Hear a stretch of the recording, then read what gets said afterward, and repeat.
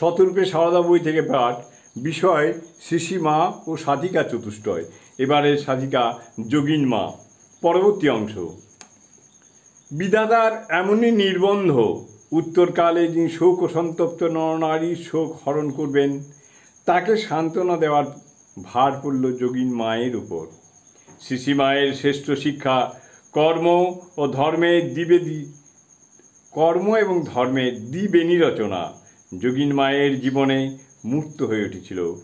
মায়ের বাড়ির দৈনন্দিন কাজের যে অংশটুকু তার উপরে অর্পিত ছিল, তা তিনি পরম নিষ্ঠা ও শ্রদ্ধার সঙ্গে সম্পন্ন করতেন।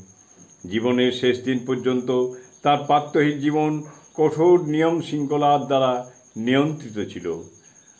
অত্যুচ্চ স্তরের সাধিকা হয়েও যোগিন মা আধ্যাত্মিক জীবনের যে কোনো সমস্যায় শ্রী মায়ের কাছেই ছুটে আসতেন।